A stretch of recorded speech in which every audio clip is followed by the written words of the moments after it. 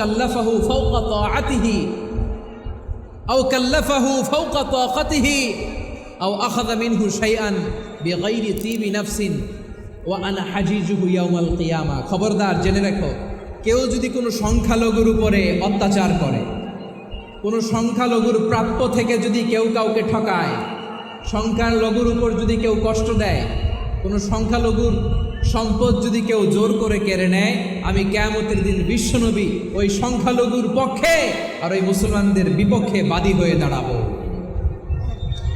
সুবহানাল্লাহ বলতে পারলেন না?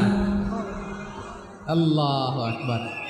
আপনি নামাজি, আপনি মুসল্লি, আপনি হাজী সাহেব, তাহাজ্জুদ পড়তে পড়তে কপালে দাগ ফেলে দিছেন, আপনার প্রতিবেশী হিন্দু, ভাবছেন আমার তো পাওয়ার আছে, ওর জমিটা দখল করি। বিশ্বনবী বলেন কিয়ামতের দিন ওই হিন্দুর পক্ষে তোর বিরুদ্ধে আমি বাদী হয়ে দাঁড়াবো। পৃথিবীর কোন ধর্মে এরকম স্টেটমেন্ট পাবেন? পাবেন? আপনি ভাবছেন আপনি নামাজ পড়লে হাজী সাহেব কপালে দাগ ফেলায় দিলে আপনি সেলসেলায় জান্নাতে চলে যাবেন না? খবরদার। বিশ্বনবী বলেন কোনো সংখ্যালঘুর উপর যদি কেউ আক্রমণ করে, তার প্রাপ্য তাকে না দিয়ে যদি তাকে ঠকায়, তার উপর জুলুম করে, তার সম্পদ যদি কেড়ে নেয়, আমি নবী, তুমি মুসলিম হইতে পারো, মুসল্লি হইতে পারো, তার পক্ষে তোমার বিপক্ষে আল্লাহর দরবারে বাদী হয়ে দাঁড়াবো। আচ্ছা লালমনিরহাটের ভাইরা, কথা বুঝতে পারলে আওয়াজ করে উত্তর দেন। বিশ্বনবী যদি কারো বিপক্ষে দাঁড়ায় কিয়ামতের দিন, আই রিপিট, আমি আবারও বলছি, বিশ্বনবী যদি কিয়ামতের দিন কারো বিপক্ষে দাঁড়ায়, ও তো সেলসেলায়া জান্নাতি, জান্নাতি না? যে নবীর সুপারিশ ছাড়া জান্নাতের গেটও দেখা যাবে না, ওই নবী যদি বলে তোর বিপক্ষে আমি বাদী হয়ে দাঁড়াবো, ওই জান্নাতে আর ঢোকার কোনো সুযোগ আমাদের থাকবে? এখানেই শেষ না আমার প্রিয় লালমনিরহাটের ভাইয়েরা, এখানেই শেষ নয়। বিশ্বনবী বলেন মান কাতালা মুআহাদান, বুখারীর বর্ণনা, মান কাতালা মুআহাদান লাম ইয়ারাহ রাইহাতাল জান্নাহ। কেউ যদি, কোনো মুসলিম যদি অন্যায়ভাবে কোনো সংখ্যালঘুকে হত্যা করে, কোনো হিন্দুকে হত্যা করে, কোনো বৌদ্ধরে হত্যা করে, অন্যায়ভাবে কোনো মুসলিম যদি কোনো সংখ্যালঘুরে হত্যা করে, জান্নাতে যাওয়া তো দূরের কথা, ওই মুসলিম জান্নাতের ঘ্রাণও পাবে না। সেই বুখারীর বর্ণনা, মান কাতালা মুআহাদান লাম ইয়ারাহ রাইহাতাল জান্নাহ ওয়া ইন্না রিহাহা লা ইউজাদু মিন মাসিরাতি 40 আমা। যে জান্নাতের ঘ্রাণ 40 বছর দূরের রাস্তা থেকেই পাওয়া যায়। সুবহানাল্লাহ। প্রিয় ভাইরা, এখান থেকে জান্নাতে পৌঁছতে লাগবে 40 বছর। এত দূর, কত বছর? সবাই বলেন কত বছর? এখান থেকে জান্নাতে পৌঁছতে লাগবে 40 বছর। এত দূরে থাকতেই জান্নাতের ঘ্রাণ আপনার নাকে এসে ধাক্কা মারবে। বিশ্বনবী বলেন যে ব্যক্তি কোনো সংখ্যালঘুকে হত্যা করে, জান্নাতের ঘ্রাণ তো পাবেই, জান্নাতে তো ঢুকতে পারবেই না, জান্নাতের ঘ্রাণও তার নাকে লাগবে না। পড়েন না আউযুবিল্লাহ। তাহলে সংখ্যালঘুদের ব্যাপারে ইসলামে অধিকার দেয়া আছে না নাই? লালমনিরহাটের ভাইয়ের আওয়াজ করে বলেন, আমার সংখ্যালঘু হিন্দু ভাইদের রাইটস, অধিকার আমাদের ইসলামে প্রোটেক্টেড আছে না নাই? এখানেই শেষ না। বিষ্ণু ইসলাম আপনার অমুসলিম প্রতিবেশীর সাথে ভালো আচরণ করতে বলেছে। আমাদের হয় না এটা মুসলিম পাড়া, ওটা বৌদ্ধ পাড়া, হয় না? অনেক সময় হয় না এটা আমাদের মুসলিম পাড়া, ওইটা হিন্দু পাড়া, এরকম আছে না নাই? লালমনিরহাটে নাই না? আছে? হিন্দু যদি আপনার প্রতিবেশী হয় কি করবেন? ওরে কষ্ট দিবেন নাকি? কেন? ও তো হিন্দু, ও তো আমার আল্লাহরে ডাকে না, ওরে কষ্ট দিলে জায়েজ হবে না? খবরদার। বিষ্ণু ইসলাম বলেন মান কানা ইউমিনু বিল্লাহ ওয়াল ইয়াউমিল আখির ফালিউকরিম জারাহ। যে আল্লাহ বিশ্বাস করে আর আখিরাতে বিশ্বাস করে, সেজন্য প্রতিবেশীর সাথে ভালো আচরণ করে। সুবহানাল্লাহ। কলিজা জুড়ায় যায় না আমার নবীর কথাগুলো শুনলে? যে আল্লাহ বিশ্বাস করে, যে আখিরাতে বিশ্বাস করে, সেজন্য প্রতিবেশীর সাথে ভালো আচরণ করে। এখানে বলছে মুসলিম প্রতিবেশী বলছে, নামাজি প্রতিবেশী বলছে, আল্লাহওয়ালা প্রতিবেশী বলছে না। প্রতিবেশী আস্তিক হোক নাস্তিক হোক, প্রতিবেশী মুমিন হোক মুশরিক হোক, প্রতিবেশী হইলেই তার সাথে ভালো আচরণের দরকার আছে না নাই? আমার প্রিয় লালমনিরহাটের ভাইয়েরা, বিষ্ণু ইসলাম ওনার ইহুদি প্রতিবেশীদের দেখাশোনা করতেন। আওয়াজ করে বলেন কোন প্রতিবেশী? ইহুদি। এক ইহুদি কিশোর মাতা পিতার সাথেও ভালো আচরণ করতে পারে। মাতা পিতা যদি অমুসলিম হয় তারা ফেলে দিতে পারবেন? পারবেন? আমার লালমনিরহাটের ভাইয়েরা, অনেক হিন্দু ছেলে আমাদের হাতে শাহাদা পড়ে মুসলিম হয়, কিন্তু ওর মা মুসলমান হয় নাই, বাবাও হয় নাই। এরকম আছে না নাই? তো ও হয়েছে মুসলিম, মা বাপ হিন্দু, এখন মা বাপ কি বাদ? হ্যাঁ, মা বাপ বাদ দেয়া যাবে? যেই মা আপনারে 9 মাস 8 মাস পেটে ধারণ করলো, আপনার মায়ের নার ছেঁড়া ধন, আপনি ওই মারে বাদ দিতে পারবেন? যে মায়ের বুকের তাজা দুধ খেয়ে আপনি আজকে বাড়ন্ত তাজা তরতাজা, ওই মারে বাদ দেয়া যাবে? মায়ের এক ধারে দুধের দাম, কাটিয়া গায়ের চাম, পাপুষ বানাইলে ঋণের শোধ হবে না, এমন দরদি ভাবে কেউ হবে না আমার মাহা গো। মায়ের এক ধারে দুধের দাম, কাটিয়া গায়ের চাম, পাপুষ বানাইলে ঋণের শোধ হবে না, এমন দরদি ভাবে কেউ হবে না আমার মাহা গো। ঠিক কিনা? মাকে তো বাদ দেওয়া যায় না।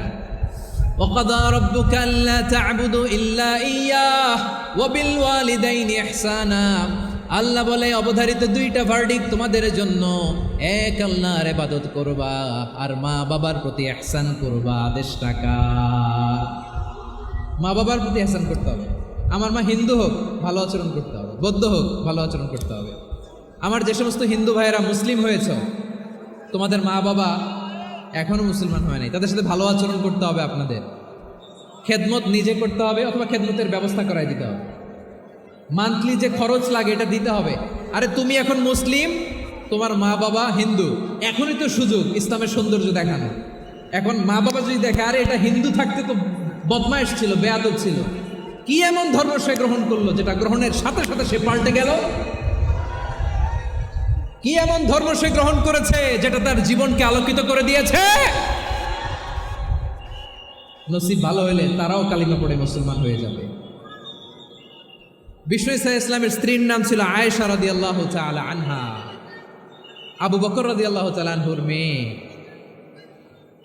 আবু বকর রাদিয়াল্লাহু তাআলা আনহুর আরেক মেয়ের নাম হচ্ছে আসমা। কি নাম? দুজনই আবু বকর রাদিয়াল্লাহু তাআলা আনহুর মেয়ে, আসমা আর আয়েশা। নাম দুইটা কেমন লাগে? আসমা নামটা কেমন লাগে? আয়েশা বিষ্ণু ইসা ইসলামের খেদমত করতে, ইহুদি ছেলে, আমার নবীর খেদমত করতো, তারা ছিল নবীর প্রতিবেশী। তো অনেক দিন হয় ইহুদি ছেলেটা আসে না। বিষ্ণুনবী খোঁজ দিলেন, ঘটনা কি? একটা ইহুদি ছেলে না আমার খেদমতে আসতো, ছেলেটা কই?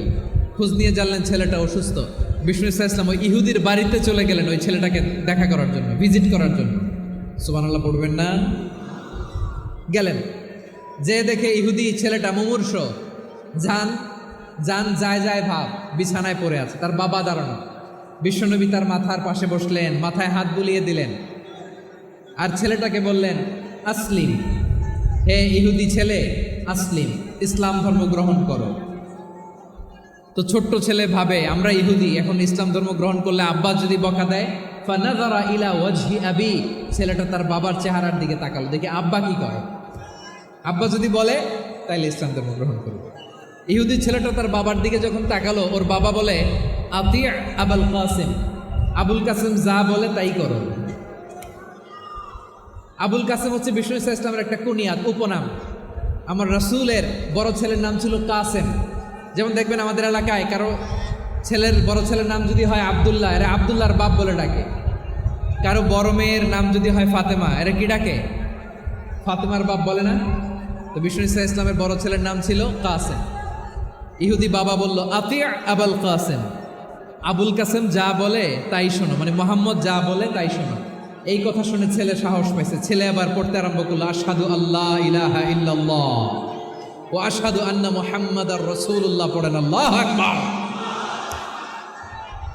বিশ্বনবীর আহ্বান শুনে ওই আহ্বানে সাড়া দিয়ে ইহুদি ছেলে শাহাদা পড়ে মুসলমান হয়ে গেল।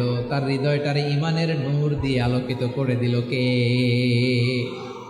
প্রিয় ভাইরা, এবার রাসূল সাল্লাল্লাহু আলাইহি ওয়াসাল্লাম বের হয়ে আসলেন ঘর থেকে আর বললেন, আলহামদুলিল্লাহিল্লাযী আনকাযাহু মিনান নার। প্রশংসা সে আল্লাহর, যে আল্লাহ জাহান্নামে চলে যাচ্ছিল প্রায় এমন একটা লোককে মুহূর্তের মধ্যে কালেমায়ে শাহাদাতের বদৌলতে জান্নাতি বানায় দিলেন। আওয়াজ করে পড়েন সুবহানাল্লাহ। এই হাদিস থেকে আমরা কি শিখলাম? What is the moral of the story? এক নম্বর স্টোরি হলো, প্রতিবেশী ইহুদি হোক হিন্দু হোক, যাবেন, সুসম্পর্ক রাখবেন, উপহার দিবেন, বিপদে পাশে দাঁড়াবেন। তাইলেই তো আপনাদের প্রতি, মুসলমানদের প্রতি তারা আকৃষ্ট হবে, ঠিক কিনা বলেন? আপনি যদি হিন্দুদের সাথে বৌদ্ধদের সাথে নাই মিশেন, নাস্তিকের কাছে নাই যান, তো ইসলামের সৌন্দর্যটা ওরা বুঝবে কেমনি? আমার অনেক হিন্দু পরিচিত ভাই আছে, ওরা আমাদের ইফতারের প্রোগ্রামে এসে একসাথে ইফতারি করে।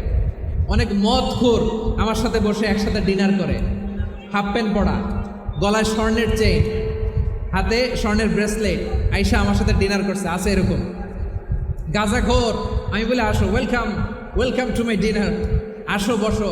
বসলেই তো আমি ওর ডিএনএ, চিন্তার ডিএনএ চেঞ্জ করে দেওয়ার সুযোগ পাবো। চিল্লায় বলো ঠিক কিনা? আসতে হবে আমার কাছে। Hour door is open, the door of Islam is open 24/7। সবসময় আমাদের ইসলামের দরজা আমার অমুসলিম ভাইদের জন্য খোলা আছে না নেই? এই হাদিস থেকে দুইটা শিক্ষা। এক নম্বর শিক্ষা, প্রতিবেশী মুসলিম হোক অমুসলিম হোক, যান, অসুস্থ হইলে একটু আপেল নিয়ে যান, আঙ্গুর নিয়ে যান, কমলা নিয়ে যান, তাদের সাথে ভালো আচরণ করেন। ইসলামের বিউটি দেখে, সৌন্দর্য দেখে অবাক হবে, নসিব ভালো হলে কোনোদিন কালিমা পড়ে মুসলমান হয়ে যাবে, ঠিক কিনা বলেন? তাহলে অমুসলিমের সাথে ভালো সম্পর্ক। বিশ্বনবী ইহুদির বাড়িতে গেলেন, ইহুদির বাড়ি, আর আমার মুসলমান ভাই আমার কাফের বলে, এরকম আছে না নাই? মুসলিমরা দেখতে পারে না, সহ্য করতে পারে। বিশ্বনবী সাল্লাল্লাহু আলাইহি ওয়াসাল্লাম ইহুদির বাড়িতে গেলেন, এটা একটা শিক্ষা। আরেকটা শিক্ষা হলো, আমার প্রতিবেশী যেই ধর্মের হোক আমি সম্পর্ক রাখবো। অসুস্থ হলে যাব, কি বলেন ভাইরা? যাবেন না? যাবেন না আপনারা? আচ্ছা, 2 নম্বর শিক্ষা হলো, বিষ্ণু ইসা ইসলামের খাদেম ছিল ইহুদি, এতদিন খেদমত করলো, একদিনও বিশ্বনবী ওরা কালিমার দাওয়াত দেয় নাই। কারণ কি? বিশ্বনবী একটা ভালো সময়ের অপেক্ষা করতেছিলেন, প্রপার টাইমিং। দাঈর কাজ হচ্ছে দাঈ ইলাল্লাহ, সে হচ্ছে সুযোগ সন্ধানী। দাঈ সুযোগ খুঁজে, কখন দাওয়া দিলে ব্যাটে বলে হবে, ঝোপ বুঝে কোপ মারে, ঠিক কিনা বলেন? বিষ্ণু ইসা ইসলাম ভালো সময়ের অপেক্ষা করতেছিলেন, দেখি ভালো সময় আসুক আসুক আসুক আসুক। আস্তে আস্তে এমন সময় আসছে, ছেলে এবার মুমূর্ষ। অসুস্থ ব্যক্তির হৃদয় অত্যন্ত নরম থাকে। হসপিটালে যখন কেউ যায় তার হৃদয়টা বড্ড নরম থাকে, মৃত্যুর ভয়ে তার অন্তরটা নরম থাকে, ঠিক কিনা বলেন? এই প্রপার টাইমিং এর অপেক্ষা করতেছিলেন। যখনই টাইমিং পেয়েছেন, দাওয়াত দিলেন, পড়ো লা ইলাহা ইল্লাল্লাহ, সুবহানাল্লাহ পড়েন সবাই। তাহলে ইসলাম অমুসলিম প্রতিবেশীর সাথে ভালো আচরণ করতে বলে।